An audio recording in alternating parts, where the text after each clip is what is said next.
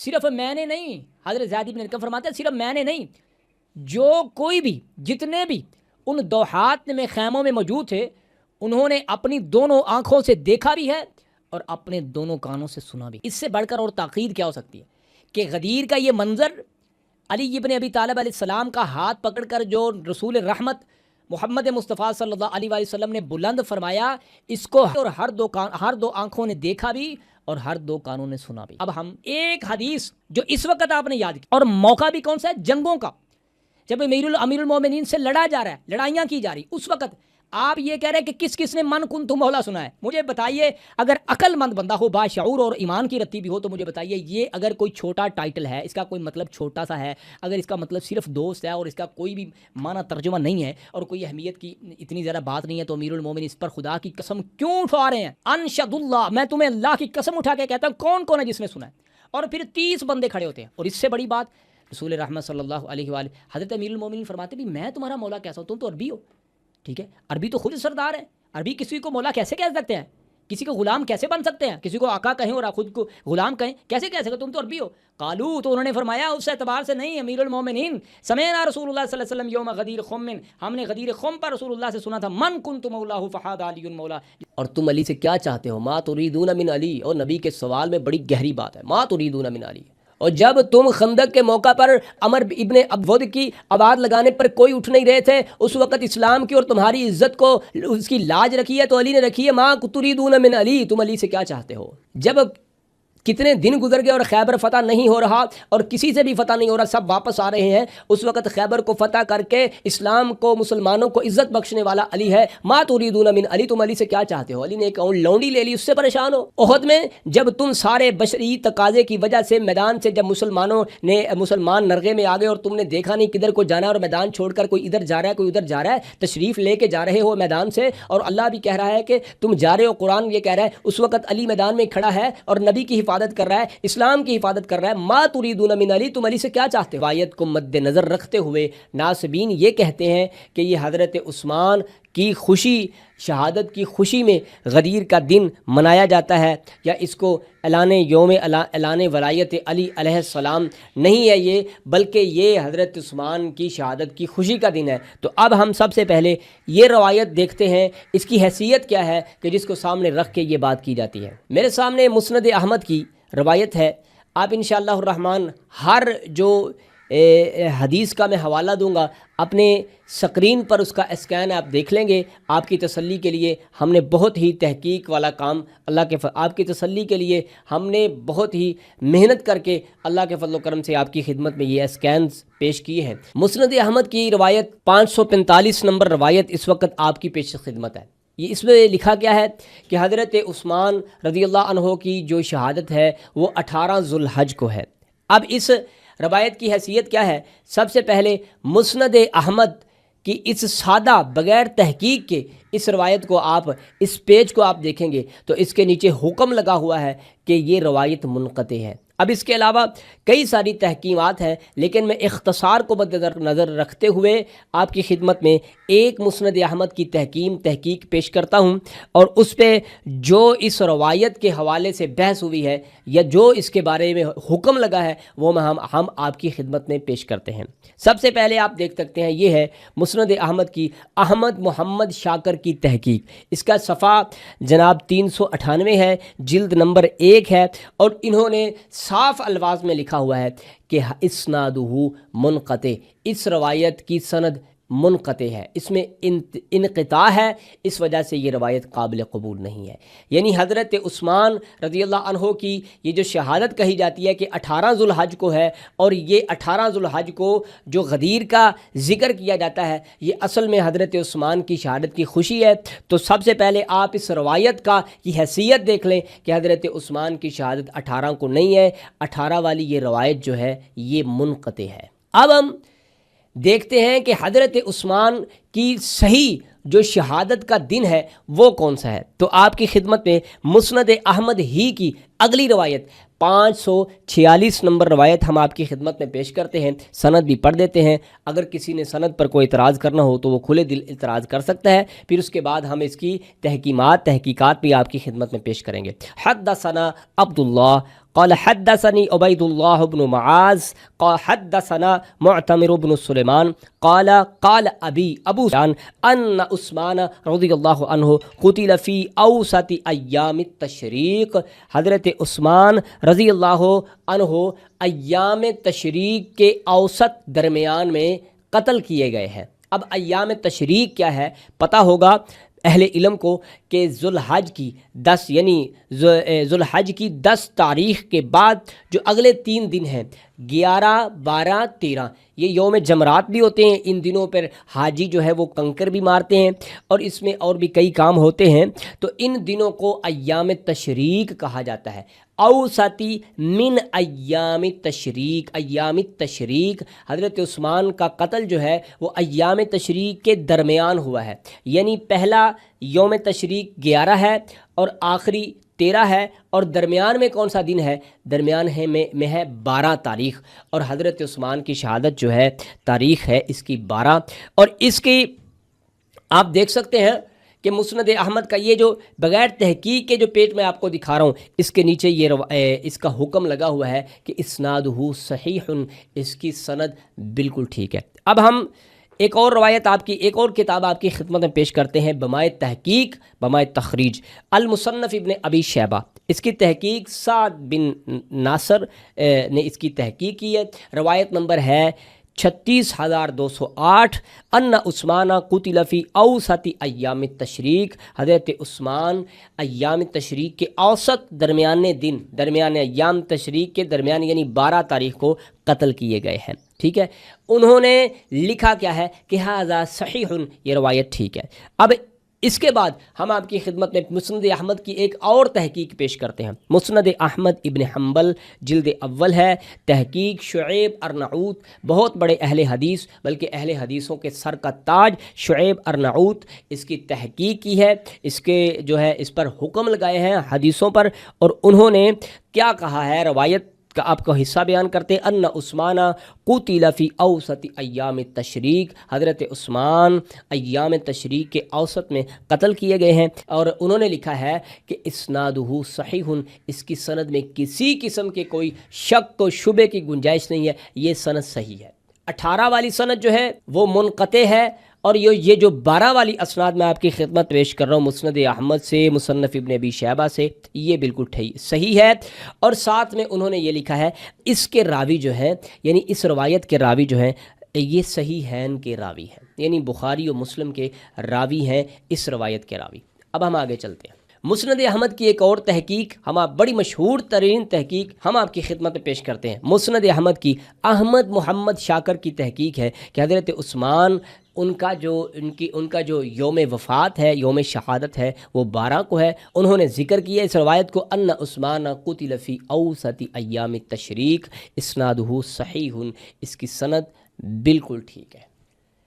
ہم نے اپنی ویڈیو کے پہلے پارٹ کو الحمدللہ مکمل کر چکے ہیں کہ حضرت عثمان کا یوم شہادت یوم وفات جو ہے وہ 12 کو ہے، 18 کو نہیں ہے، لہذا یہ اعتراض نہیں بنتا۔ اور اس کے بعد اگر یہ مان بھی لیا جائے فرض محال کہ حضرت عثمان کی شہادت جو ہے وہ 18 تاریخ کو ہے، جو کہ نہیں ہے، کوئی ثابت نہیں کر سکتا، لیکن اگر مان لیا جائے تو پھر بھی غدیر کی تاریخ، یوم اعلان ولایت مولا علی علیہ السلام کی جو تاریخ ہے وہ پہلے کی ہے، اور حضرت عثمان کی شہادت جو ہے وہ بعد کی ہے، وہ پہلے کی ہے اور وہ بعد کی ہے۔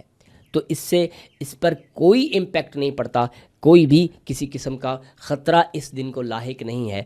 غدیر پر اٹھنے والا اگلا اعتراض یہ ہے کہ غدیر نہیں ہونا تھا، غدیر اس لیے ہوا، یوم اعلان ولایت مولا علی علیہ السلام اس لیے ہوا، غدیر کا اجتماع اس لیے منعقد ہوا کیونکہ صحابہ کرام نے بڑی کثیر تعداد میں حضرت علی مولا علی علیہ السلام کی شکایات کی تھی۔ اب ان شکایات کے ازالے کے لیے حضرت محمد مصطفیٰ صلی اللہ علیہ وآلہ وسلم نے غدیر کا اجتماع منعقد کیا، اس کا انعقاد کیا تاکہ مولا علی پر اٹھنے والے اعتراضات کا جواب دیا جائے اور یہ معاملہ ختم کیا جائے۔ تو میرا سب سے پہلا مومنین سے، مسلمانوں سے یہ بہت سادہ سوال ہے کہ وہ کون لوگ ہیں جو نبی کے اخی پر اعتراض کرتے ہیں؟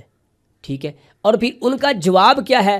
کیا ان سب کے جوابات نبی پاک نے اکٹھے کیے ہیں اور سب کو غدیر میں بیان کیا ہے، یا پھر غدیر میں کچھ اور معاملہ ہے اور ان اعتراضات کا کوئی اور معاملہ ہے؟ اب جو اعتراضات اور شکایات والی 4 روایات اس وقت آپ کی خدمت میں جو ذخیرہ کتب احادیث میں موجود ہیں، 4 روایات وہ ہم آپ کی خدمت میں پیش کرتے ہیں، اور ہر اعتراض کرنے والے کا رسول رحمت صلی اللہ علیہ وآلہ وسلم نے فوری جواب دیا ہے اور آپ نے اس معاملے کو وہیں ختم کیا ہے۔ اب یہ جو 4 روایات میں پڑھوں گا نا، اللہ کے فضل و کرم سے اس میں مولا علی کی شان و عظمت و مقام مزید کھل کر کے آپ کے سامنے آئے گا کہ اعتراض اور شکایات کرنے والوں کو کس طرح رسول رحمت صلی اللہ علیہ وآلہ وسلم نے جواب دیا ہے، پھر انہوں نے سامنے سے ری ایکشن کیا دیا ہے، اور آئندہ ان کی سیرت اور کردار کیا رہا ہے۔ سب سے پہلے ہم آپ کے سامنے مسند احمد کی روایت نمبر 11817 آپ کی خدمت میں پیش کرتے ہیں۔ رسول رحمت صلی اللہ علیہ وآلہ وسلم کے صحابی حضرت ابو سعید خدری اس روایت کے راوی ہیں۔ وہ فرماتے ہیں کہ ہم نے نبی پاک صلی اللہ علیہ وآلہ وسلم کی خدمت میں یہ ایک شکایت لگائی حضرت علی علیہ السلام کی، تو آپ نے فرمایا، میں تفصیل سے نہیں پڑھ رہا، روایات کو تفصیل سے نہیں پڑھ رہا، لیکن میرا دل یہ کرتا ہے کہ میں ان روایات کو آپ کی خدمت میں تفصیل سے بیان کروں۔ حضرت ابو سعید خدری رضی اللہ عنہ فرماتے ہیں، ان ابی سعید الخدری قال اشتقا علی الناس، کچھ لوگوں نے علی علیہ السلام کی شکایت کی، قال انہوں نے فرمایا، فقام رسول اللہ صلی اللہ علیہ وآلہ وسلم فینا خطیبا، جب لوگوں نے مولا علی علیہ السلام کی شکایت لگائی تو آپ علیہ السلام فوری کھڑے ہوئے، فقام اسی وقت کھڑے ہوئے تو آپ نے خطبہ دیا، فسمعتہ، حضرت ابو سعید خدری فرماتے ہیں میں نے اسے آپ کے خطبے کو اپنے کانوں سے سنا۔ نبی پاک صلی اللہ علیہ وآلہ وسلم نے فرمایا، لا تشقو علی، علی کی شکایت نہ کرو، اللہ کی قسم علی اللہ کی ذات میں تم سب سے زیادہ ڈرنے والا ہے اللہ کی ذات کے معاملے میں، اور یا او فی سبیل اللہ، یا اللہ کے رستے کے معاملے میں۔ یہ اس کا پس منظر مختلف پس منظر ہے، لیکن مولا علی علیہ السلام کو جو آپ نے یمن کی طرف بھیجا نا، تو وہاں سے آپ کے کچھ ایسے عمل کہ جس کا علم عام لوگوں کو نہیں تھا اور امیر المومنین کو علم تھا، اور آپ نے صحیح وہ عمل فرمایا لیکن لوگوں کو غلط لگا، تو اس کے اعتراض میں نبی پاک صلی اللہ علیہ وآلہ وسلم کے سامنے شکایات آئیں، تو آپ نے فرمایا تم اس بات کا فکر نہ کرو، علی تم سے خدا کا زیادہ خوف رکھتا ہے اور زیادہ ڈرتا ہے۔ اب یہ سوال ہے کہ کیا جب نبی پاک صلی اللہ علیہ وآلہ وسلم کے سامنے یہ شکایت آئی تو آپ نے کیا کہا کہ اب تم خاموش ہو جاؤ، رک جاؤ، چھپ جاؤ، اسے یاد رکھنا، جب میں غدیر پہ جاؤں گا، غدیر خم کے مقام پر جا کے اس کا جواب دوں گا؟ آپ نے اس شکایت کو اکٹھا کر لیا اور پھر آپ نے کہا کہ میں غدیر پہ جواب دوں گا؟ ایسا بالکل نہیں ہے۔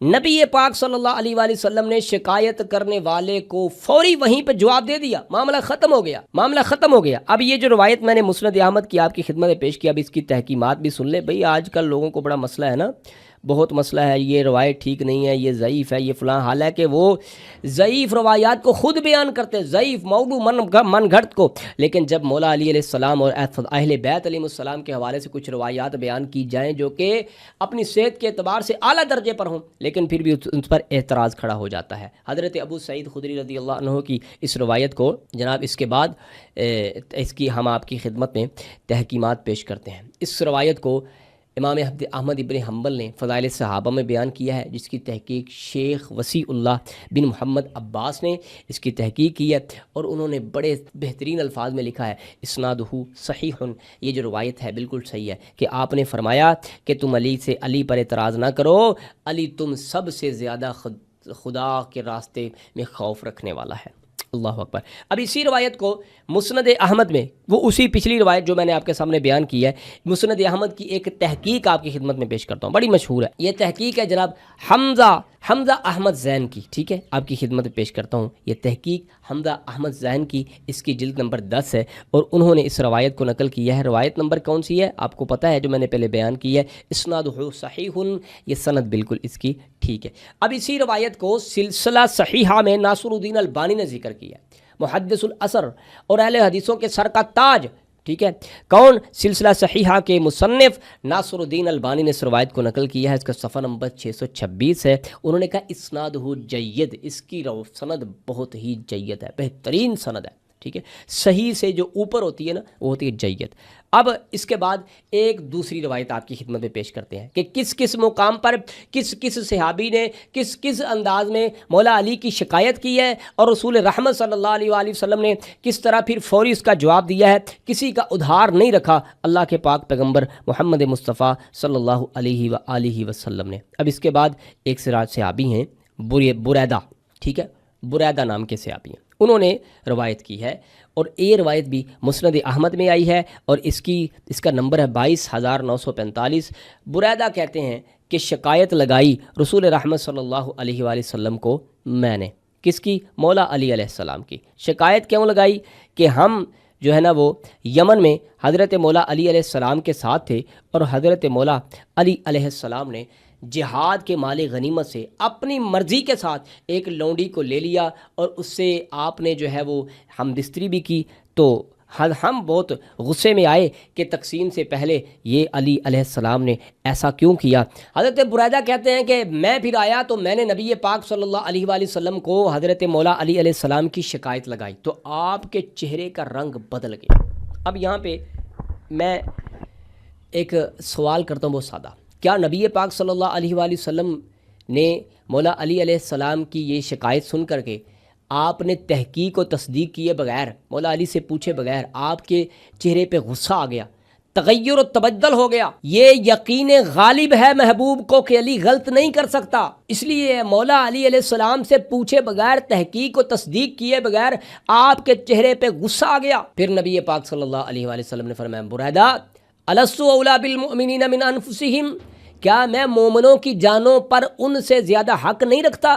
تو حضرت بریدہ کہتے ہیں اللہ کے پیغمبر کیوں نہیں، آپ حق رکھتے ہیں. تو آپ نے فرمایا اور دو ٹوک الفاظ میں فرمایا اور فوری فرمایا، ادھار نہیں رکھا. آپ نے فرمایا سن لو، جو مجھے اپنا مولا، جو مجھے اپنا آقا، جو مجھے اپنا سردار مانتا ہے وہ علی کو بھی مانے. یہ نہیں تمہارا حق بنتا کہ تم علی کی شکایات کرو، بلکہ تمہارا یہ حق بنتا ہے کہ تم جس طرف علی چلے تم پیچھے پیچھے چلتے رہو، اور جو تم مجھے اپنا سمجھتے ہو نا اسی طرح علی کو سمجھو. اللہ اکبر. نبی پاک صلی اللہ علیہ وآلہ وسلم نے بریدہ کا فوری جواب، اس کے اعتراض کا، شکایت کا جواب دے کر کے معاملہ وہی ختم کر دیا. آپ نے یہ نہیں کہا غدیر پہ جاؤں گا اور پھر بات کو وہاں بیان کروں گا. اب یہ بریدہ والی جو روایت ہے، اب اس کی کچھ تحقیمات آپ کی خدمت میں پیش کرتے ہیں. سب سے پہلے مسند احمد کی جو اس وقت تحقیق آپ کی خدمت میں پیش کرنے جا رہے ہیں وہ شعیب ارناؤت کی، جلد نمبر اس کی 18 ہے، صفحہ نمبر 32 ہے. انہوں نے لکھا اسنادہ صحیح علی شرط شیخین، اس کی سند بالکل ٹھیک ہے اور شیخین کی شرط پر ہے.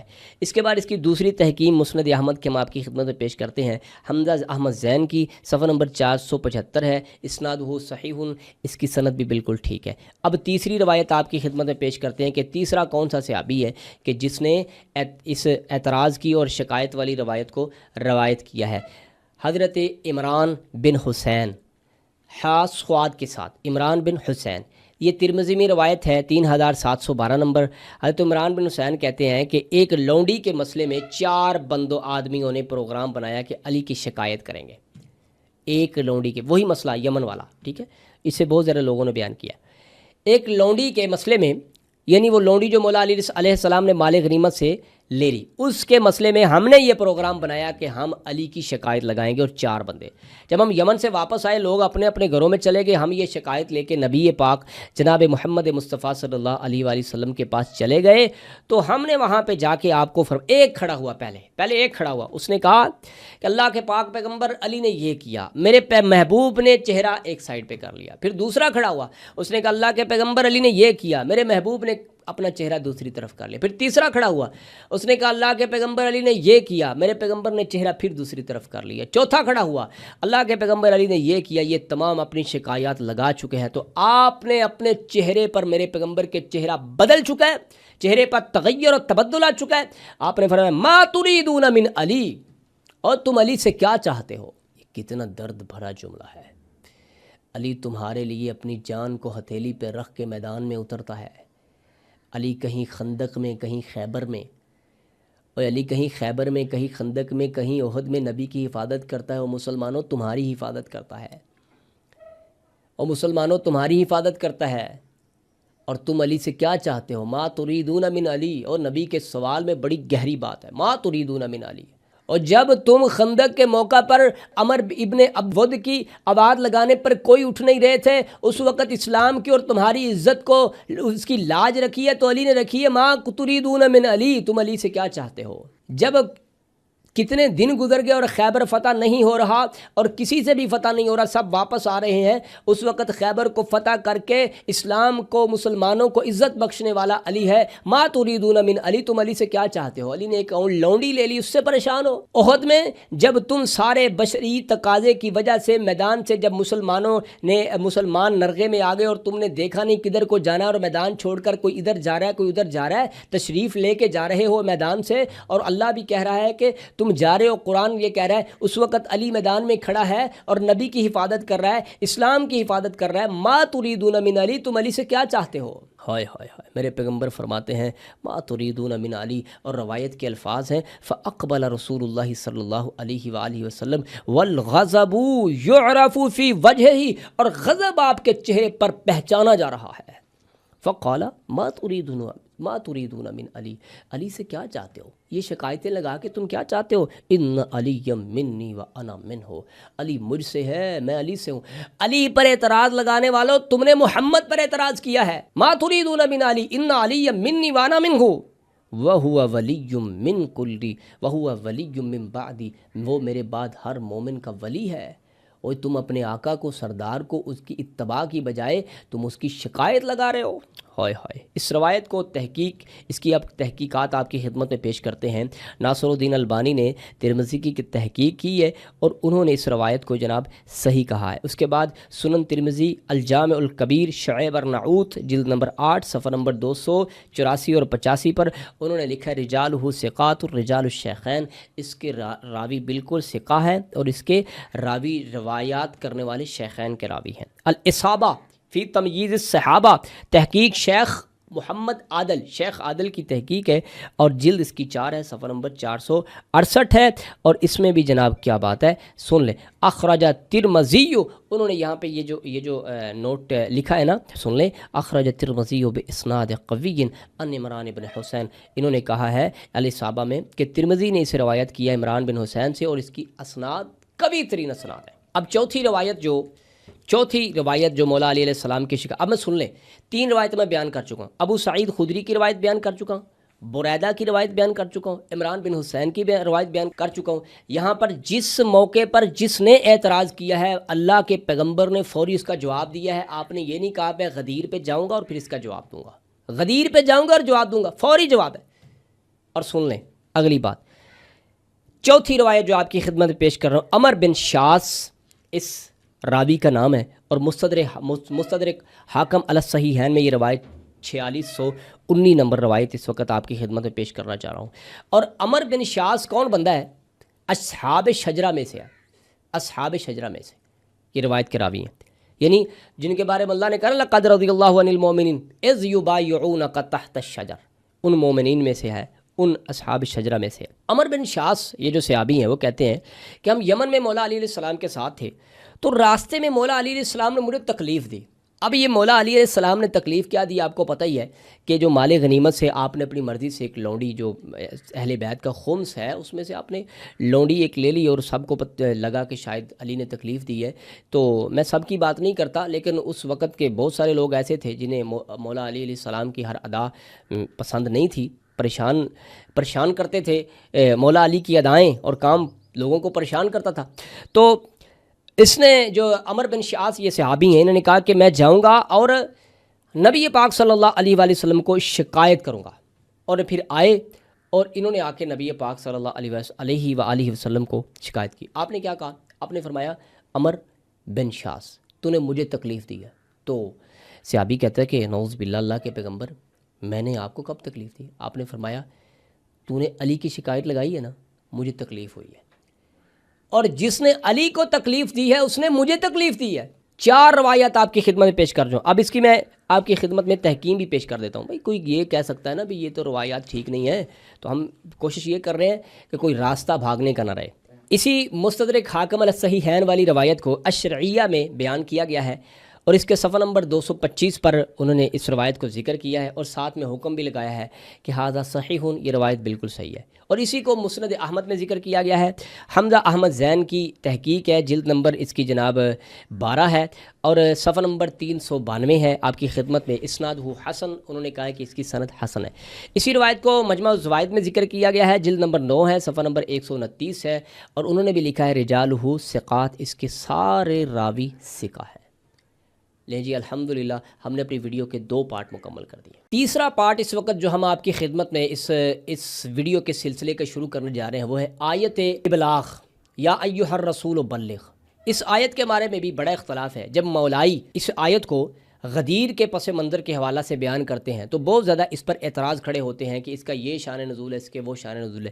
اس میں کوئی شک نہیں ہے کہ اس کے مختلف قسم کے شان نزول ہیں، لیکن یہ جو اس کا شان نزول آج اللہ کے فضل و کرم سے غدیر کا پس منظر آپ کی خدمت میں پیش کرنے جا رہے ہیں، یہ بالکل صحیح اسناد سے ثابت شدہ شان نزول ہے کہ یہ مولا علی علیہ السلام کے بارے میں نازل ہوئی ہے، اور پھر یہ بھی ثابت ہے کہ یہ غدیر کے موقع پر نازل ہوئی ہے. سن لیں، نبی پاک جناب محمد مصطفیٰ صلی اللہ علیہ وآلہ وسلم حجۃ الوداع سے جب واپس آ رہے ہیں تو راستے میں جبرائیل علیہ السلام یہ پیغام لے کے آئے ہیں، یا ایھا الرسول بلغ، اے اللہ کے رسول پہنچا دیجئے، ما انزل الیک من ربک، جو آپ پر آپ کے رب کی طرف سے نازل ہوا ہے. لم تفعل فما بلغت رسالہ، اگر آپ نے آج ابلاغ دین نہیں کیا تو آپ نے رسالت کو نہیں پہنچایا، پیغام رسالت کا آپ نے مقصد پورا نہیں کیا.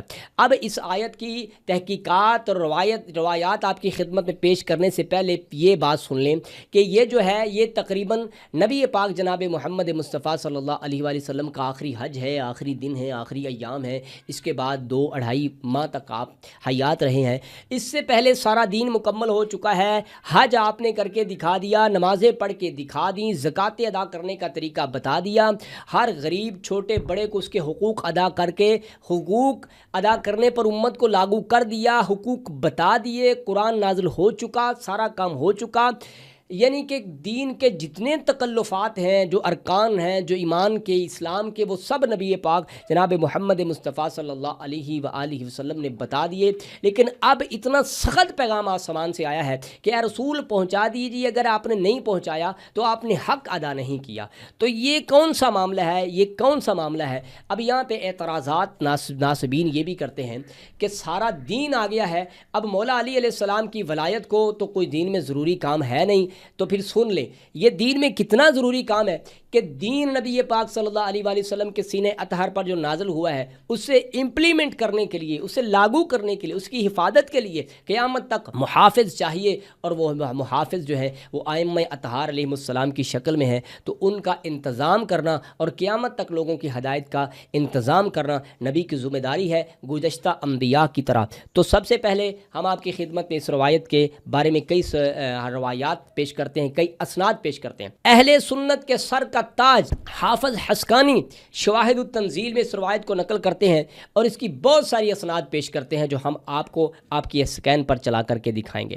ایک سند نہیں ہے، کسی ایک سند کی یہ آیت اس کے شان نزول کے لیے کسی ایک سند کی محتاج نہیں ہے، اس کی کئی ساری اسناد ہیں، اور اس میں سے بہت ساری اسناد ایسی ہیں جو بالکل صحیح ہیں، کسی قسم کا اس میں شک نہیں ہے.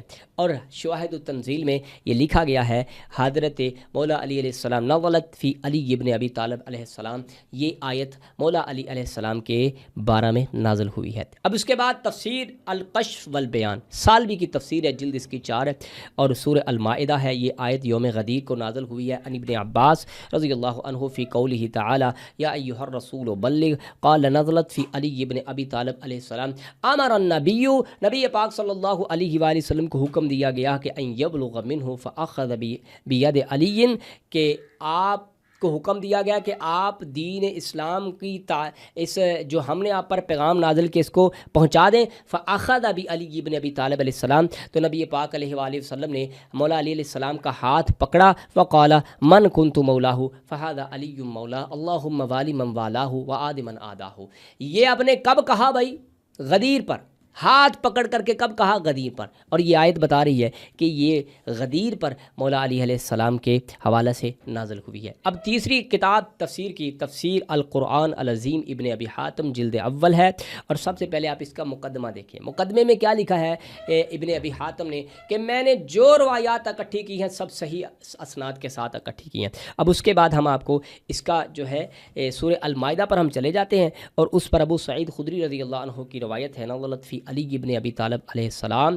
حضرت علی ابن ابی طالب علیہ السلام کے حوالے سے یہ آیت نازل ہوئی ہے. اب یہ جو روایت میں نے آپ کے سامنے تفسیر قرآن العظیم ابن ابی حاتم کی روایت بیان کی ہے، اس میں اس کی ساری سند بالکل ٹھیک ہے، لیکن اس میں ایک جو راوی ہے نا عطیہ اوفی، اس روایت کے بارے میں کہا جاتا ہے کہ یہ روایت جو ہے نا راوی جو ہے نا وہ مطلب ثقہ نہیں ہے. تو اس راوی کو لے کر کے شکایات اس روایت کے بارے میں شکوک و شبہات پیدا کیے جاتے ہیں. اب آپ کی خدمت میں ہم اس روایت کے حوالے سے کئی ایک ثقات ہم آپ کی خدمت میں پیش کریں گے. سن لیں بھائی، سن لیں. تاریخ اسماء الثقات، اس پر کیا لکھا گیا ہے جناب؟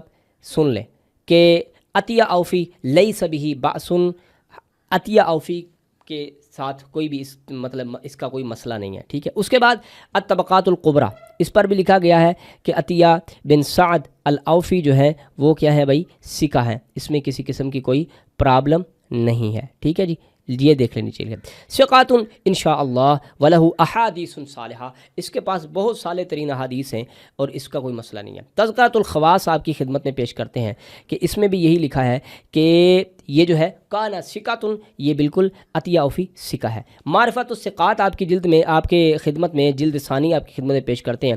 عطیہ اوفی کوفی تابع ثقۃ، عطیہ اوفی کے بارے میں لکھا ہے کوفی ہے، ٹھیک ہے، تابعی ہے اور ثقہ ہے. یہ بالکل اس میں کسی قسم کا کوئی خدشہ نہیں ہے. تہذیب الکمال فی اسماء الرجال جلد خامس العشر، یعنی کہ 15 جلد نمبر ہے اس وقت آپ کے سامنے، اور اس کی تحقیق الدکتور بشار عواد معروف جو ہے انہوں نے کی ہے، اور انہوں نے لکھا ہے کہ عطیہ اوفی جو ہے یہ کون سا کیا ہے جی بھائی؟ یہ حسن ہے، صحیح ہے، ثقہ ہے، اس میں کسی قسم کی پرابلم نہیں ہے. ٹھیک ہے. اعلاء السنن جلد سابع ہے، یعنی 7 جلد ہے نمبر ہے، وہاں پہ بھی اس کو حسن لکھا گیا ہے، صحیح لکھا گیا ہے، کسی قسم کی پرابلم نہیں. اس کے علاوہ اس کی بہت سارے ثقات ہمارے پاس موجود ہیں. ٹھیک ہے، وہ ہم آپ کی خدمت میں پیش کر سکتے ہیں اگر آپ کو چاہیے ہوں. تو یہ بات، یہ جو ہماری ویڈیو کا تیسرا پارٹ ہے الحمدللہ مکمل ہوا کہ یہ جو غدیر، یہ جو آیت ہے یا ایھا الرسول بلغ، آیت ابلاغ، یہ مولا علی علیہ السلام کے بارے میں نازل ہوئی ہے، اور یہ غدیر سے پہلے نازل ہوئی ہے، اور اس کے بعد غدیر کا جو ہے وہ انعقاد ہوا ہے. اس کے بعد انشاءاللہ الرحمن ہم اس غدیر کے حوالے سے جو اٹھنے والے اعتراضات کا جواب اللہ کے فضل و کرم سے ہم دے رہے ہیں. انشاءاللہ ہم شروع کرتے ہیں. پوائنٹ پر ہم غدیر کا مکمل خطبہ آپ کی خدمت میں پیش کریں گے، اور اس خطبے کے حوالے سے کئی طرح کے اعتراضات جو ناصبین کی طرف سے کھڑے کیے جاتے ہیں انشاءاللہ ان کا بھی ہم مکمل جواب دیں گے.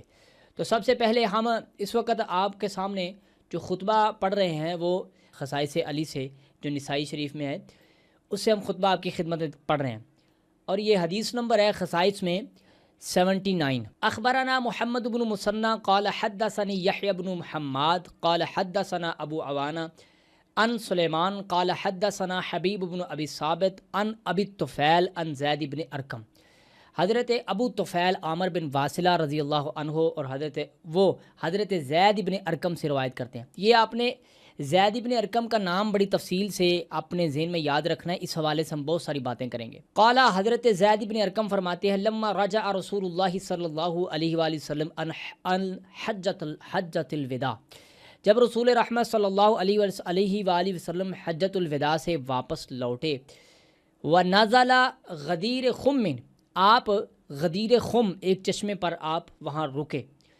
اچھا، ہمارا نبی پاک صلی اللہ علیہ وآلہ وسلم نے حکم دیا بدوحات، کہ خیمے لگا لیے جائیں. ٹھیک ہے، صرف روکا نہیں بلکہ خیمے لگا لیے جائیں. تو خیمے تب لگائے جاتے ہیں جب دیر تک رکنا ہو. چند گھڑیوں کے قیام کے لیے خیمے نہیں لگائے جاتے، جس طرح کی کنڈیشن ہو اسی میں کھڑا ہوا جاتا ہے، لیکن جب لمبے ٹائم کے لیے سٹے کرنے کا پروگرام ہو تو پھر خیمے لگائے جاتے ہیں. تو حضرت زید بن ارقم فرماتے ہیں فقممنا، ہم نے پھر خیمے قائم کر دیے. ثم قال، پھر آپ صلی اللہ علیہ وآلہ وسلم کھڑے ہوئے. یہاں پہ یہ حذف ہے ساری چیز کہ آپ نے ممبر لگایا اور ممبر پہ چڑھ کر کے آپ نے خطبہ ارشاد فرمایا. یہ تفصیل سے میں یہ پڑھوں گا، لیکن یہ ضروری نہیں ہے کہ ہر چیز ہی خطبے میں آ جائے. بہت ساری اور روایات ہیں جس میں مکمل خطبہ بھی ہے اور الفاظ بھی چینج ہیں.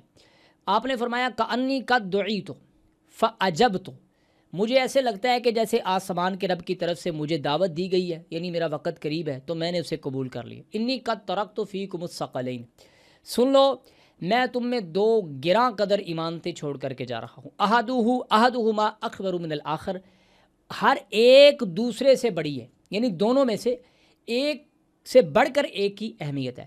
سن لے کیا ہے وہ؟ کتاب اللہ، اللہ کی کتاب ہے. وہ اطرتی، اور میری اطرت ہے، یعنی میرے اہل بیت ہیں، اہل و بیتی میرا خاندان ہے. ٹھیک ہے. فانظروا کیف تخلفونی، میں دیکھوں گا، ٹھیک ہے، میں اللہ کے پیغمبر جناب محمد مصطفیٰ صلی اللہ علیہ وآلہ وسلم فرماتے ہیں کہ میں پھر دیکھوں گا کہ تم میرے بعد ان کے ساتھ کیا سلوک کرتے ہو، میرے جو اہل بیت کے ساتھ کس طرح ان سے رویہ رکھتے ہو. فإنہما، پس یہ دونوں، لن یتفرقا، ہرگز کہیں کبھی بھی جدا نہیں ہوں گے، قرآن اور اہل بیت، حتی یرد علی الحوض، علی الحوض، حتیٰ کہ یہ حوض پر میرے پاس آئیں گے اور قرآن اور اہل بیت اکٹھے ہوں گے. ثم قال، پھر آپ نے فرمایا ان اللہ مولایا، بے شک اللہ میرا مولا ہے، وانا ولی کل مومن، اور میں ہر مومن کا ولی ہوں. ثم اخذ بید علی، حضرت زید بن ارقم فرماتے ہیں اس کے بعد حضرت محمد مصطفیٰ صلی اللہ علیہ وآلہ وسلم نے علی بن ابی طالب علیہ السلام کا ہاتھ پکڑا. فقال، آپ نے فرمایا من کنت ولیہ فہذا ولیہ، جس کا میں ولی ہوں، جو مجھے اپنا ولی مانتا ہے. انشاءاللہ ولی یا مولا کے معنی پر ہم ایک سیگمنٹ اسی ویڈیو میں علیحدہ کریں گے کہ جس سے ہم تفصیل سے اس پر گفتگو کریں گے کہ اس کا معنی ہے کیا اصل میں. ٹھیک ہے، جو دوست کا ڈھنڈورا پیٹا جاتا ہے نا، اس والے سے انشاءاللہ بات ہوگی. آپ نے فرمایا من کنت ولیہ فہذا ولیہ، جس کا میں ولی ہوں اس کا یہ ولی ہے، یعنی کون؟ مولا علی علیہ السلام.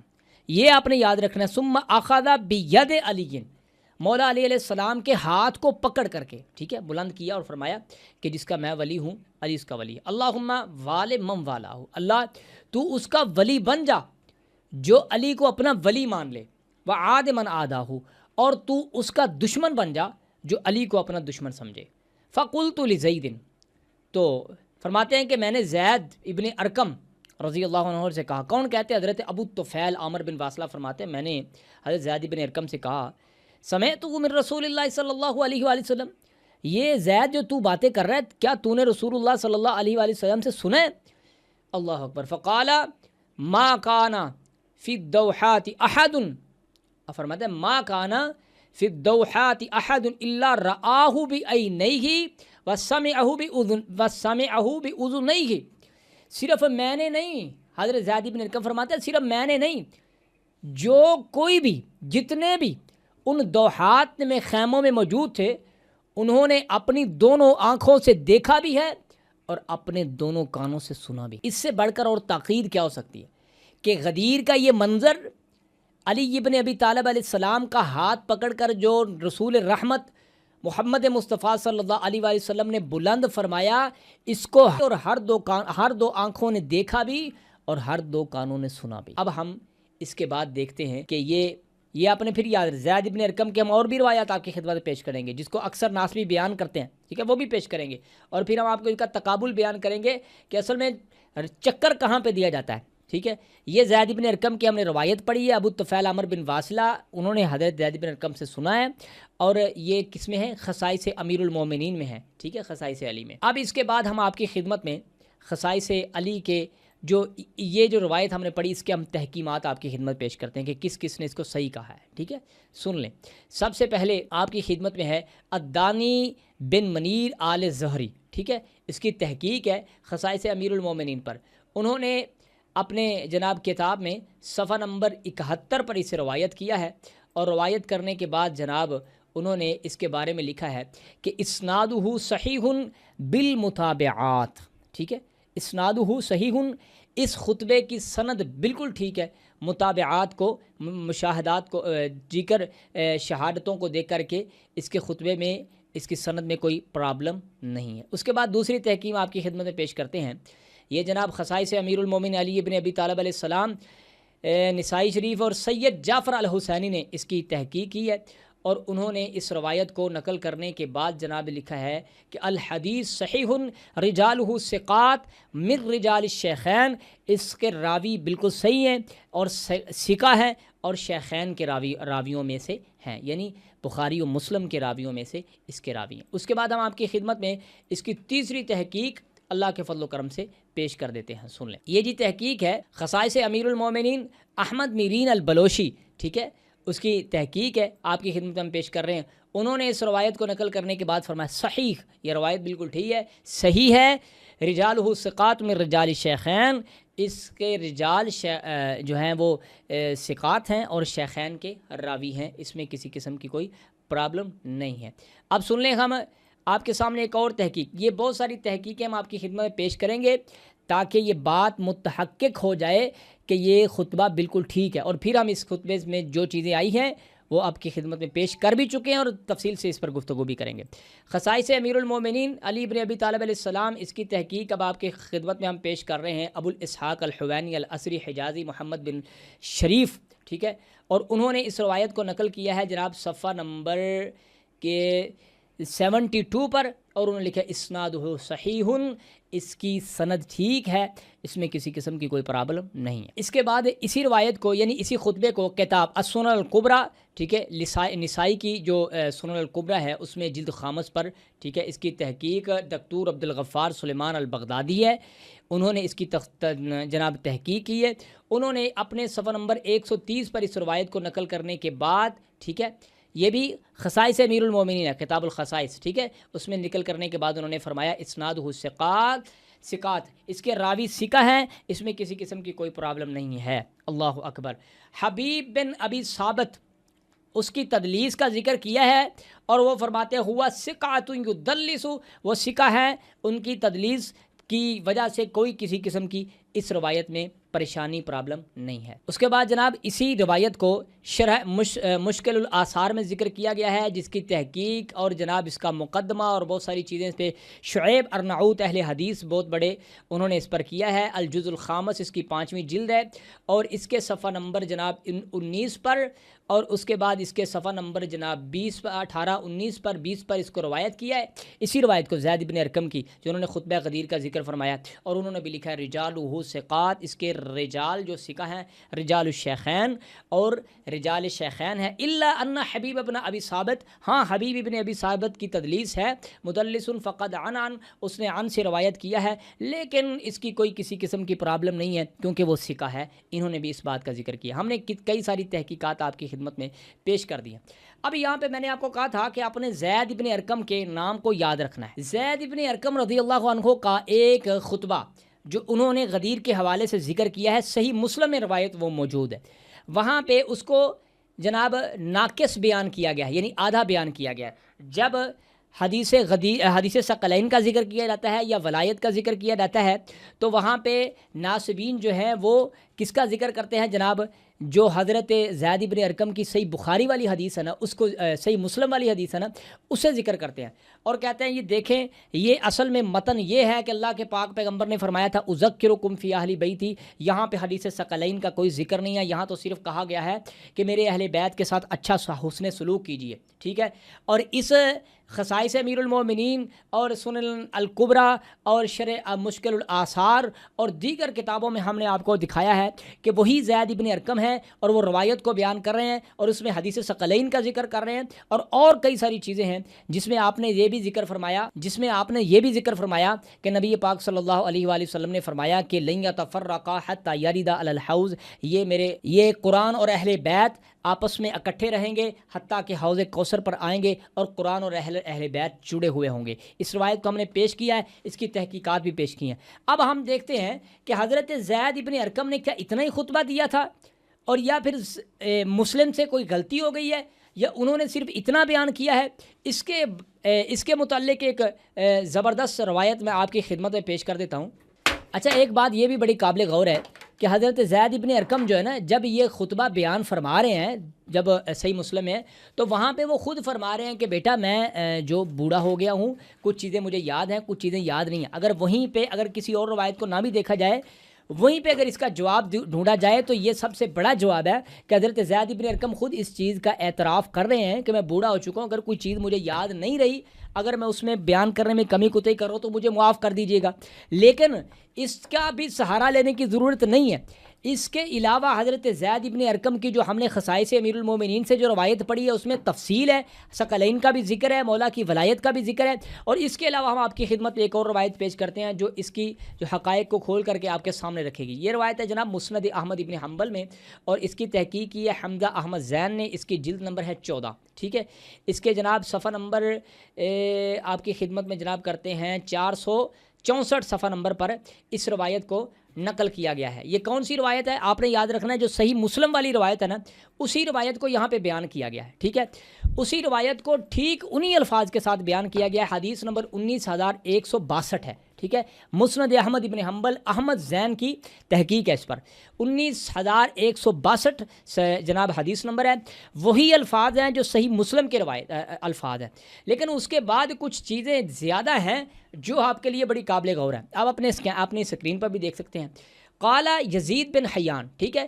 اوپر ٹوٹل روایت صحیح مسلم والی ہے، مکمل آ چکی ہے، آل عقیل، آل جعفر، آل عباس، ٹھیک ہے، ان کا ذکر کر دیا گیا ہے، اور پھر اذکرکم اہل بیتی، اور پھر جو انہوں نے سوال کیا ہے کہ الیس نساء من اہل بیتی، کیا عورتیں اہل بیت میں سے نہیں ہیں، وہ ساری چیزیں ذکر کرنے کے بعد من و عن صحیح مسلم کا خطبہ بیان کرنے کے بعد پھر یہاں پہ کچھ چیز جو مسند احمد میں ہے وہ ذرا زیادہ ہے، ذرا سن لیں۔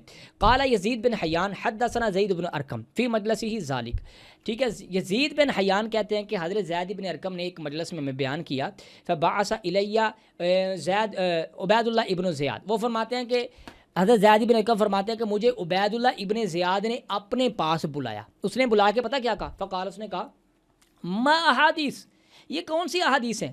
تحدیثھا و ترویحا، جنہیں تو بیان کر رہا ہے، جنہیں تو روایت کرتا ہے، اور رسول اللہ صلی اللہ علیہ وآلہ وسلم، رسول اللہ صلی اللہ علیہ وآلہ وسلم سے۔ کون کہہ رہا ہے؟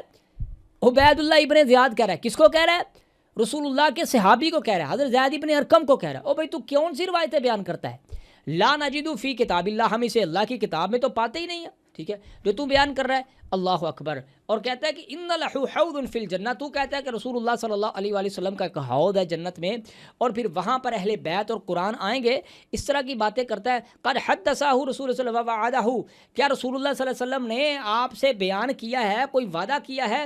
تو حضرت زید بن ارقم فرماتے ہیں سن لو، اللہ کے پاک پیغمبر جناب محمد مصطفیٰ صلی اللہ علیہ وآلہ وسلم نے یہ بیان کیا ہے، ہمارے آنکھوں نے دیکھا ہے، ہمارے کانوں نے سنا ہے، اور ہمارے قلب نے اسے یاد کیا ہے، ہمارے قلب نے اسے، اللہ اکبر، سمعت اذنایا ووعاہ قلبی، اور میرے قلب نے، میرے رسول اللہ صلی اللہ علیہ وآلہ وسلم، میرے قلب نے رسول اللہ صلی اللہ علیہ وآلہ وسلم نے جو سنا ہے وہ اسے یاد کیا ہے، اور ہم نے رسول اللہ سے یہ بھی سنا ہے من قذب علی متعمدا فلیتبوأ مقعدہ من نار یا من جہنم، ہم نے رسول اللہ سے یہ بھی سنا ہے کہ جو رسول اللہ پر جان بوجھ کر جھوٹ بولے اس کا ٹھکانہ جہنم ہے۔ او عبید اللہ ابن زیاد، جو میں بیان کر رہا ہوں نا، جو میں حوض کا ذکر کر رہا ہوں، جو میں اہل بیت کا ذکر کر رہا ہوں، جو میں حدیث ثقلین کا ذکر کر رہا ہوں، یہ ساری چیزیں میں نے خود رسول اللہ صلی اللہ علیہ وآلہ وسلم سے سنی ہوئی ہیں۔ اس کا مطلب ہے کچھ ایسی چیز ہے کہ جس پر لوگوں کو تعجب ہوتا تھا اور وہ زید بن ارقم چھڑکتے تھے، اور پھر ہم نے تفصیل سے آپ کی خدمت میں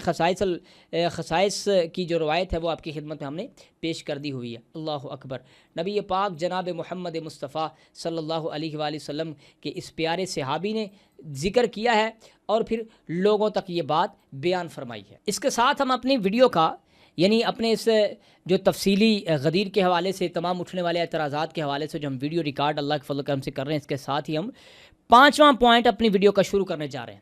اس میں کیا ہے کہ مولا کا مطلب کیا ہے۔ اس وقت جب بھی آپ انٹرنیٹ پر مولا کے معنی سے سرچ کر رہے ہیں نا، تو دھڑا دھڑ آپ کو لوگ ملیں گے، علماء اہل سنت ملیں گے، جو اصل میں اہل سنت تو کہہ رہے ہیں لیکن ناسبیت کی روش پر وہ چڑھ چکے ہیں۔ ہر ممکن ہر کوشش کی جا رہی ہے کہ مولا کے معنی کو دوستی کہا جائے، اور پھر دوست کا کیونکہ اتنا کوئی زیادہ اہمیت والا کوئی مطلب ہوتا نہیں ہے، تو لہٰذا یہ بات ختم ہو جائے۔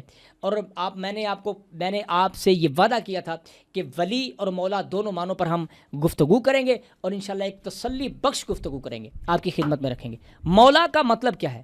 دوست ہے یا آقا ہے؟ ہم اس پر بحث کریں گے اللہ کے فضل و کرم سے۔ سب سے پہلے میں کہتا ہوں آپ شیعہ کو چھوڑ دیں، آپ مولا کا مطلب دوست ہی کہیں، میں بھی مانتا ہوں بھی دوست ہیں، بس صرف دوست ہیں۔ خدا کی قسم اگر مولا کا مطلب دوست بھی ہے تو یہ بھی مولا امیر المومنین علی بن ابی طالب علیہ السلام کی اتنی بڑی فضیلت ہے کہ کائنات میں کسی کو میسر نہیں ہوئی، ٹھیک ہے؟ اللہ کے پاک پیغمبر کے آپ کہیں گے بھی دوست ہیں، علی دوست ہیں، تو باقی صحابہ بھی دوست ہیں، لہذا یہ تو کوئی اتنی بڑی بات نہیں ہے، باقی سب دوست ہوں گے، پر کسی کو آپ نے ممبر پہ کھڑے کر کے لوگوں کو جمع کر کے ہاتھ پکڑ کے بلند کر کے آوازیں دے کے قرآن کی آیتیں پڑھ کے دھوپ میں کھڑا کر کے خیمے لگوا کر کے اتنی تپش شدت کی حالت میں آپ نے کھڑا کر کے یہ نہیں کہا ہوگا کہ یہ فلاں میرا دوست ہے، فلاں میرا دوست ہے، فلاں میرا دوست ہے۔ ایک شخصیت ہے صحابہ کرام میں، اگر آپ ایک صحابی مانتے ہیں تو چلے صحابی مانیں، اور دوست مانتے ہیں چلے دوست ہی مانیں۔ ایک شخصیت ہے اس کائنات میں صحابہ کی جناب جماعت میں جس کا نام علی ہے، جس کا ہاتھ بلند کر کے رسول اللہ صلی اللہ علیہ وآلہ وسلم نے فرمایا اور چلو آپ دوست ہی مانو، جس کا میں دوست ہوں علی اس کا دوست ہے۔ آؤ مجھے بتاؤ، صرف دوست ہم ترجمہ کرتے ہیں اور یہ فضیلت کسی اور کے حق میں ہے تو مجھے دکھاؤ۔ ہم صرف دوست ہی کرتے ہیں، سب کی دوستیاں ہوگی، لیکن رسول اللہ کے ساتھ علی کی دوستی من زبان نبوت سے ہے، زبان نبوت سے یہ اعلان ہو چکا۔ مثال کے طور پر کلاس میں جتنے اسٹوڈنٹ ہیں استاد سب کو کہتا ہے یہ بھی اچھا ہے، یہ بھی اچھا ہے، یہ بھی اچھا ہے، لیکن ایک کا ہاتھ پکڑ کے اناؤنس کرتا ہے کہ یہ سب سے اچھا ہے، یا یہ نہیں کہتا سب سے، ایک کا ہاتھ پکڑ کے ساری کلاس کے سامنے کہتا ہے یہ اچھا ہے، باقی سب کو انڈیویجول لیول پہ کہہ رہا ہے یہ اچھا ہے، یہ اچھا ہے۔ آپ مجھے بتائیں یہ ایک منفرد حیثیت ہے یا نہیں ہے؟ اس کو بھی ہم لے لیں، ہم دوست کا معنی مولا کا آقا اور کرتے ہی نہیں، حالانکہ دوست کہیں پر یہ معنی بنتا نہیں ہے۔ اب ہم دیکھتے ہیں کہ اس کا معنی کیا ہے، ٹھیک ہے؟ مولا کا مطلب کیا ہے؟ رسول رحمت صلی اللہ علیہ وآلہ وسلم کے اس جو عمل سے ہم کیا مطلب لیں، اور یہی ایک بہت بڑی وجہ ہے اہل سنت میں اور اہل تشیع میں، بہت بڑی وجہ ہے جناب یہ اختلاف کی، کہ یہ جو اہل سنت ہیں وہ کہتے ہیں جس کا مطلب دوست ہے، رولا مکہ جان چھٹی، اور جو شیعہ ہیں وہ اس کا معنی حاکم بھی اور بہت کچھ لیتے ہیں۔ چلیں پھر ہم دیکھتے ہیں کہ اس کا مطلب کیا ہے، کیونکہ ہم دیکھیں گے پہلے اکابرین جو پہلے دور صحابہ کرام کا جو دور ہے، اس دور میں اس کا مطلب کیا سمجھا گیا۔ میں آپ کی خدمت میں جناب روایت پیش کر رہا ہوں مسند احمد بن حنبل کی، اور یہ حضرت مسند احمد بن حنبل کی ابو طفیل عامر بن واصلہ رضی اللہ عنہ اس روایت کو سننے والے ہیں۔ حضرت جناب امیر المومنین علی ابن ابی طالب علیہ السلام کوفہ کے ممبر پر کہہ لیں یا کوفہ میں کہہ لیں، آپ نے کوفہ میں اس وقت میں جب جنگیں ہو رہی تھیں، جنگ صفین، نہروان، جمل، ان جنگیں ہو رہی تھیں، اس وقت آپ نے کوفہ میں لوگوں کو جمع کر کے حضرت امیر المومنین نے یہ فرمایا کہ مجھے بتاؤ کس نے رسول اللہ صلی اللہ علیہ وآلہ وسلم سے یہ سنا تھا؟ کیا سنا تھا؟ حضرت ابو طفیل عامر بن واصلہ سے یہ روایت ہے، فرماتے ہیں جامع علی بن ابی طالب علیہ السلام الناس فی رحبہ میں حضرت امیر المومنین نے کوفہ میں امیر المومنین نے لوگوں کو جمع کیا۔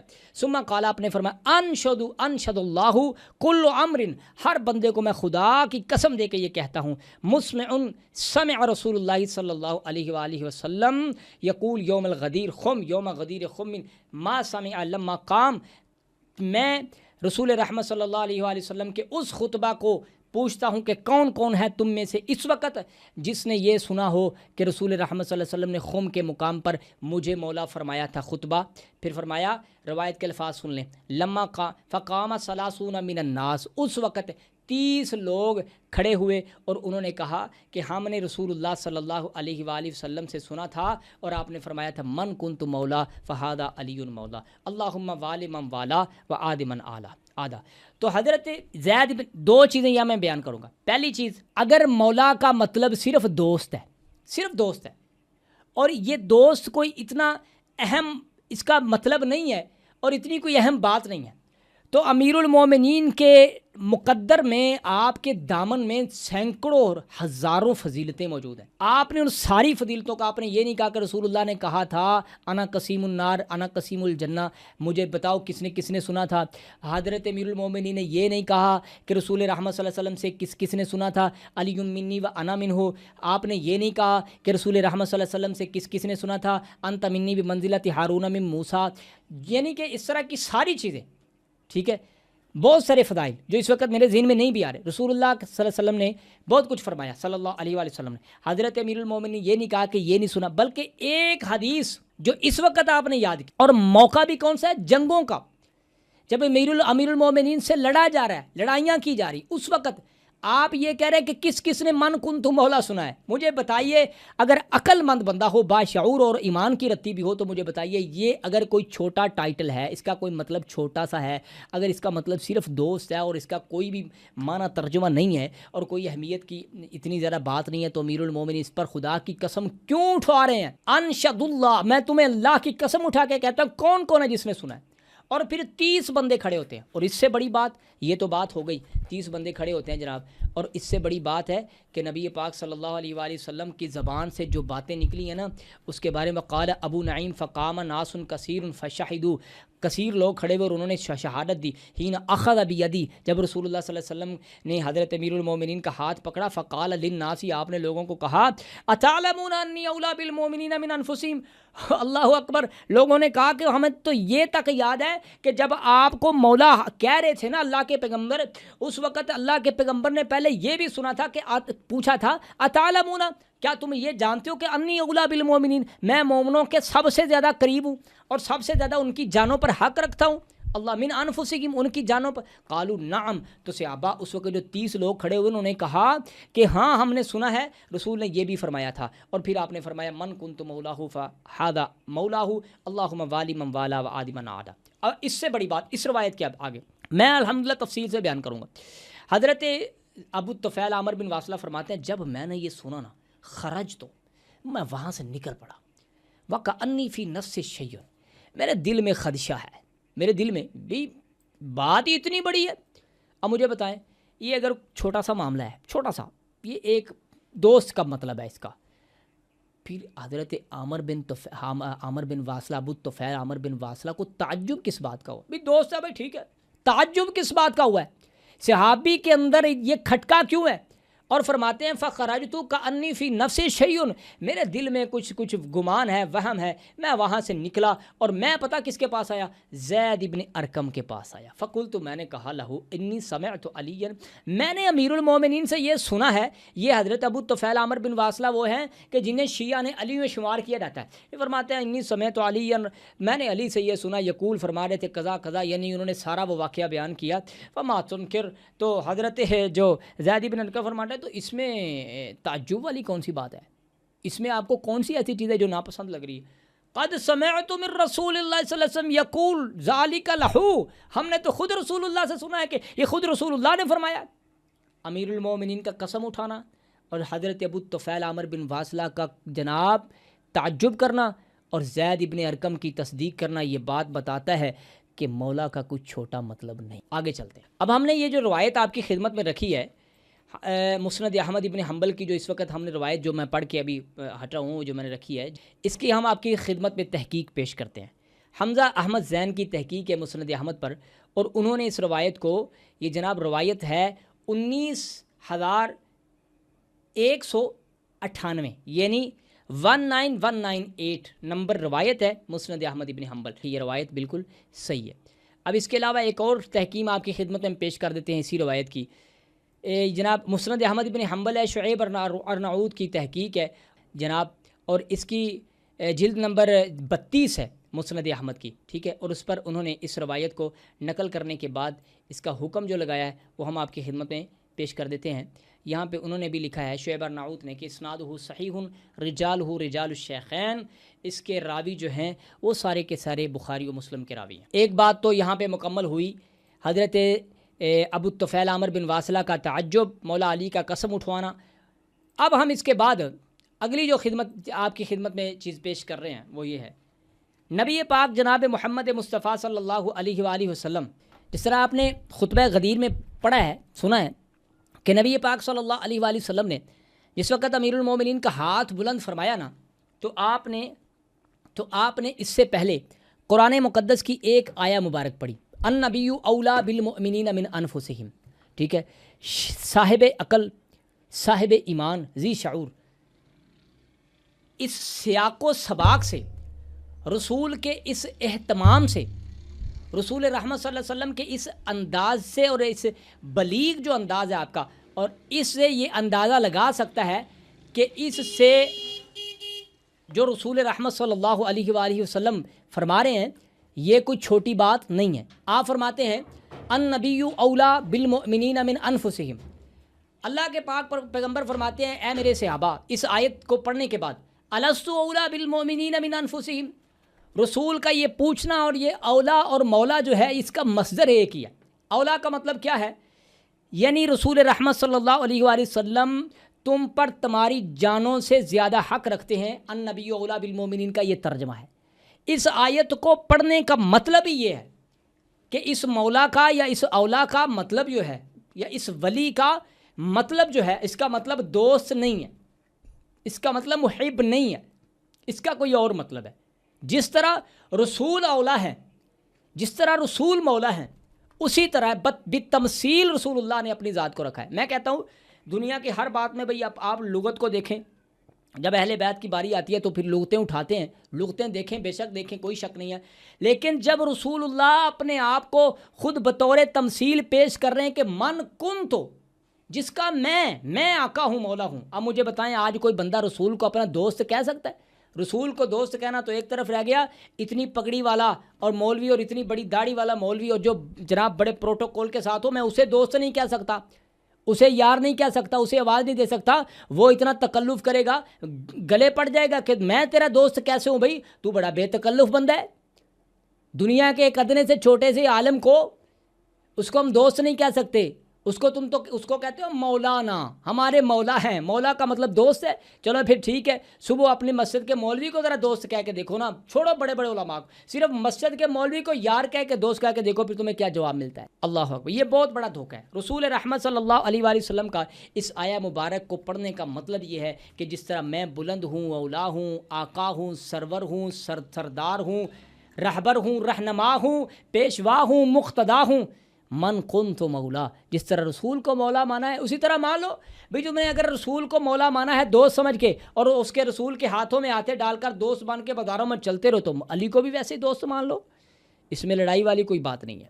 اب آگے چلتے ہیں، آپ کی خدمت میں ایک اور چیز ہم پیش کر رہے ہیں، مولا کا مطلب کیا ہے؟ مسند احمد ابن حنبل اور تحقیق ہے جناب شعیب ارناؤت کی، روایت نمبر ہے 23563 حدثنا یحیی بن آدم حدثنا حنش بن حارث بن لقیط النخعی الاشجعی عن ریاح بن حارث قال جاء رحت الى علی بن ابی طالب علیہ السلام بالرحبہ، ایک رہت، ایک چھوٹا سا لوگوں کا، چند لوگوں کا ایک چھوٹا سا قافلہ علی بن ابی طالب علیہ السلام کے پاس آیا رحبہ مقام پر، فقالوا نے کہا السلام علیکہ یا مولانا، اے ہمارے مولا، آپ پر سلامتی ہو۔ اللہ اکبر۔ قال، آپ نے فرمایا کیف اکون مولاکم، اور میں تمہارا مولا کیسے ہوں، وانتم قوم عرب، تم عرب قوم ہو۔ اللہ اکبر۔ قالوا سمعنا رسول اللہ صلی اللہ علیہ وآلہ وسلم، رسول رحمت صلی اللہ علیہ وآلہ، حضرت امیر المومنین فرماتے بھی میں تمہارا مولا کیسا ہوں، تم تو عربی ہو، ٹھیک ہے، عربی تو خود سردار ہیں، عربی کسی کو مولا کیسے کہہ سکتے ہیں، کسی کو غلام کیسے بن سکتے ہیں، کسی کو آقا کہیں اور آپ خود کو غلام کہیں، کیسے کہہ سکتے، تم تو عربی ہو۔ قالو، تو انہوں نے فرمایا اس اعتبار سے نہیں امیر المومنین، سمعنا رسول اللہ صلی اللہ علیہ وسلم یوم غدیر خم، ہم نے غدیر خم پر رسول اللہ سے سنا تھا من کنت مولاہ فحاد علی مولا، جس کا میں مولا ہوں اس کا علی مولا ہے، تو ہم اس اعتبار سے ہم آپ کو مولا کہہ رہے ہیں۔ تو قال ریاح، حضرت ریاح کہتے ہیں فلما مضوا، جب وہ چلے گئے، فسألت من هؤلاء قالوا نفر من الانصار فیہم ابو ایوب انصاری، ان میں ایک انصار کا جو قافلہ آیا تھا اور ان میں حضرت ابو ایوب انصاری رضی اللہ عنہ بھی تھے۔ اسنادہ صحیح، اس کی سند بالکل ٹھیک ہے، ٹھیک ہے۔ اس کے ساتھ ہم ایک چیز اور آپ کی خدمت میں پیش کرتے ہیں، یہ ہم روایت پیش کر رہے ہیں جناب آپ کی خدمت میں صحیح مسلم کی، ذرا کھل کر اور بھی بات سامنے آئے گی نا کہ مولا کا مطلب کیا ہے۔ جب ہم وقت لگا رہے ہیں تو بات کو کسی کنارے تو لگائیں۔ صحیح مسلم، اس روایت کے ساتھ ہم آپ کی خدمت میں ایک روایت صحیح مسلم کی پیش کرتے ہیں جو کہ 2249 نمبر روایت ہے۔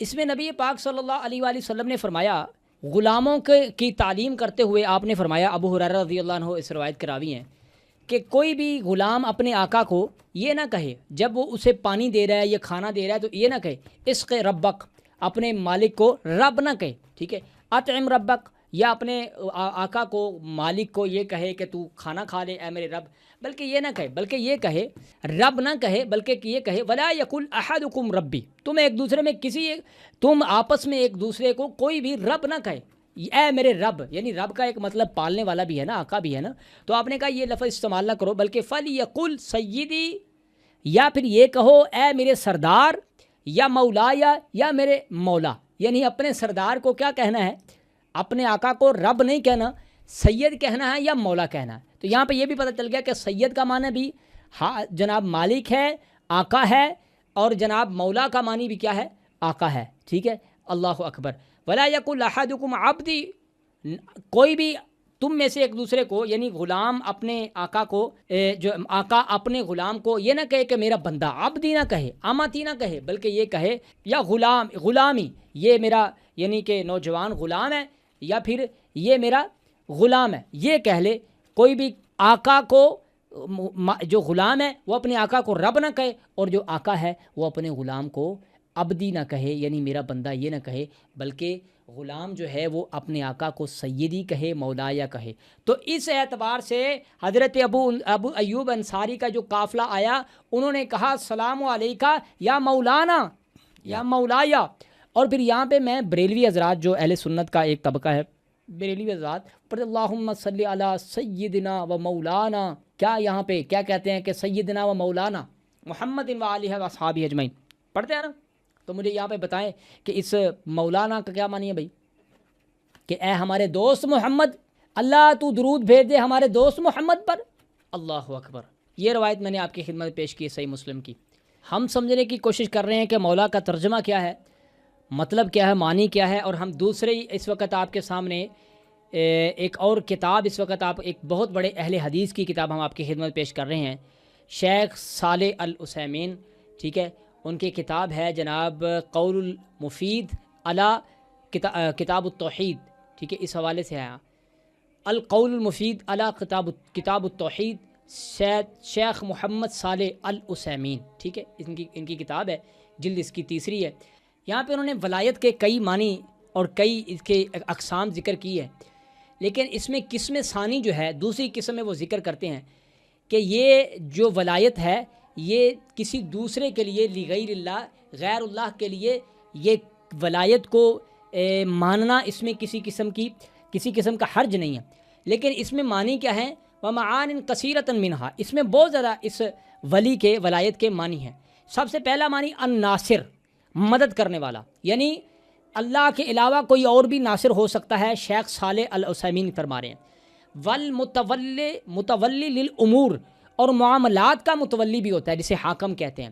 والمعتق، اور پھر وہ جو اپنے غلام کو آزاد کر دے اور ولا اس کے نام ہو، اسے بھی جو ہے نا ولی کہتے ہیں۔ والسید، اور اس کا معنی سید بھی ہے، سن لیں، الناصر، اور یہ فرماتے ہیں کہ القسم الثانی ولایت مقیدہ، یہ ولایت مقیدہ ہے، فلہذا تقول لغیر اللہ، یہ حاضہ تقول لغیر اللہ، یہ ولایت غیر اللہ کے لیے بھی، کیونکہ یہ کتاب التوحید ہے تو توحید کا ذکر کر رہے ہیں اس میں، اور کہتے ہیں یہ ولایت جو ہے یہ غیر اللہ کے لیے بھی ہے۔ وَلَهَا فِي اللُّغَةِ مَعَانٍ كَثِيرَةً، اور اس میں اس کے لغت میں کئی معنی ہیں، منہا، ان میں سے ایک ہے الناصر، مددگار، یعنی اللہ کے علاوہ کوئی اور بھی مددگار ہے۔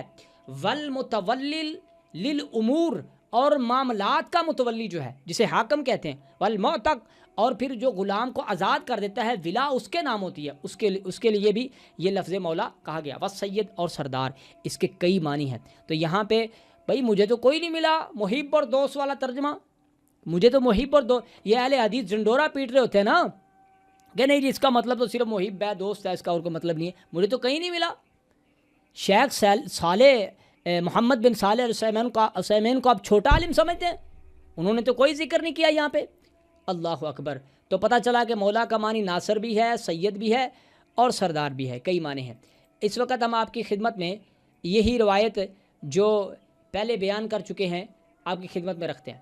محترم ناظرین و سامعین، اس کے ساتھ ہی ہم اپنی اس طویل ویڈیو کا آخری پوائنٹ آپ کی خدمت میں رکھتے ہیں، آخری حصہ، جس میں ہم علماء اہل سنت کے غدیر کے اس واقعے کے حوالے سے جو موقفات ہیں ہم آپ کی خدمت میں پیش کریں گے۔ اس حدیث کے بارے میں، اس واقعے کے بارے میں علماء اہل سنت نے کس طرح کے تاثرات دیے ہیں وہ آپ کی خدمت میں پیش کریں گے۔ سب سے پہلے ہم جو آپ کی خدمت میں پیش کر رہے ہیں یہ ایک تفسیر ہے، تفسیر قاضی ثناء اللہ محمد ثناء اللہ عثمانی مجددی پانی پتی کی یہ تفسیر ہے، اور یہ بہت ہی قابل اعتبار جناب تفسیر آپ کی خدمت میں ہم پیش کرنے جا رہے ہیں۔ اس کی جلد نمبر 3 ہے۔ جلد نمبر 3 پر روایات کو بیان کرتے کرتے حدیث من کنت مولا کا ذکر کرنے غدیر خم کی اس حدیث کا ذکر کرتے ہوئے لکھتے ہیں کہ یہ حدیث حد تواتر تک پہنچ چکی ہے۔ تقریباً 30 صحابیوں کی روایت سے محدثین کی ایک جماعت نے صحاح، سنن اور مسندوں میں اس کا ذکر کیا ہے۔ علی ابن ابی طالب علیہ السلام، بریدہ بن حسیب، ابو ایوب، عمر بن مرہ، ابو ہریرہ، ابن عباس، عمار بن یاسر اور جناب بریدہ، سعد ابن ابی وقاص، عبداللہ ابن عمر، انس ابن مالک، جریر بن مالک بن حویرث، ابو سعید خدری، طلحہ، ابو الطفیل، حذیفہ بن یمان، اسید اور بکثرت دوسرے صحابہ نے اس کو بیان کیا ہے۔ بعض روایات کے الفاظ اس طرح ہیں: میں جس کا والی اس کی جان سے زیادہ حقدار ہوں، علی اس کا والی ہے اور اس کی جان سے زیادہ حقدار ہے۔ ٹھیک ہے، یہ الفاظ لکھے ہیں جناب قاضی ثناء اللہ پانی پتی نے۔ اور اس کے آگے اگلی جو لائن ہے وہ بڑی قابل غور ہے۔ غدیر خم کی یہ حدیث واضح طور پر علی ابن ابی طالب علیہ السلام کی خلافت کو ثابت کر رہی ہے۔ یہ میں نہیں کہہ رہا، قاضی ثناء اللہ پانی پتی کہہ رہے ہیں۔ عمران بن حسین راوی ہیں، رسول رحمت صلی اللہ علیہ وآلہ وسلم نے فرمایا، علی مجھ سے ہے اور میں علی سے ہوں۔ ہر مومن کا ولی والی ہے۔ اسے ترمذی ابن ابی شیبہ نے، یعنی مصنف ابن ابی شیبہ میں اس کو روایت کیا گیا۔ یہ دونوں حدیثیں آیت مذکورہ سے بھی زیادہ علی ابن ابی طالب پر واضح طور پر دلالت کرتی ہیں، ان کی خلافت پر، کیونکہ آیت کا نزول اگر علی کے لیے قرار دیا جائے تب بھی تمام مومنوں کو حکم ولایت شامل ہے، اور دونوں حدیثوں میں تو علی کی خصوصی ولایت کی صراحت ہے، کوئی دوسرا اس میں شریک نہیں ہو سکتا۔ ٹھیک ہے جی، یہ ہم نے پہلے عالم دین قاضی ثناء اللہ پانی پتی کی تفسیر آپ کی خدمت پیش کی ہے کہ انہوں نے اس کے حوالے سے کیا بات کی ہے۔ ٹھیک ہے، اور خلافت تک کی بھی انہوں نے بات کی ہے۔ اس کے علاوہ بعد ہم آپ کی خدمت پیش کر رہے ہیں جناب ذہبی صاحب جو ہیں، آپ کو پتہ ہے کہ اہل بیت کی روایات کو لینے کے حوالے سے ذہبی کتنا سخت ہے۔ ٹھیک ہے، ذہبی صاحب کی یہ روایت، یہ کتاب رسالہ آپ کی خدمت پیش کر رہے ہیں ذہبی کا، ترک حدیث من کنت مولا، یعنی من کنت مولا جی کی یہ جو حدیث ہے، یہ من کنت مولا والی، اس کے ترک ذہبی صاحب نے اکٹھے کیے ہیں، یعنی مجبور ہو گئے ہیں اس پر کہ اس حدیث کے ترک اکٹھے کیے جائیں۔ یہ ہے اہل سنت محدثین علماء کے جناب تاثرات اس روایت کے حوالے سے، کہ ذہبی نے پورا رسالہ لکھ ڈالا اور اس میں تمام ترک جمع کر دیے ہیں، جو ترک اس روایت کے جتنے بھی ہیں، تقریباً 125 کے قریب ترک جو ہیں اس میں اسناد اکٹھی کی ہیں۔ اس کے علاوہ اس دور جدید کے بہت بڑے عالم مانے جاتے ہیں جناب اس میں اہل سنت میں طاہر القادری صاحب، انہوں نے اس روایت کے پر یہ روایت ولایت جو ہے مولا علی علیہ السلام کی، اس کے حوالے سے ایک پوری کتاب مرتب کی ہے، اور اس میں بہت سارے ترک انہوں نے نقل کی ہیں۔ اس کے علاوہ اگر ہم دیکھتے ہیں تو یہ حدیث کی دنیا کی کوئی کتاب نہیں ہے اہل سنت کی کہ جس میں اس روایت کو ذکر نہ کیا گیا ہو۔ ہم نے بڑے ہی اختصار کے ساتھ غدیر پر اٹھنے والے تمام اعتراضات کو کور کرنے کی کوشش کی ہے، اور ہر روایت کی تحقیقات کو آپ کی خدمت میں پیش کیا ہے۔ خدا سے دعا ہے اللہ میری اور میری ٹیم کی اس کاوش کو اپنی بارگاہ میں قبول و منظور فرمائے، اور یہ ہمارے لیے ذریعہ نجات بنا دے، باعث نجات بنا دے، اور اہل بیت علیہم السلام کی بارگاہ میں یہ ہماری کاوش قبول ہو۔ سبحان ربک رب العزت عما یصفون وسلام علی المرسلین والحمد للہ رب العالمین۔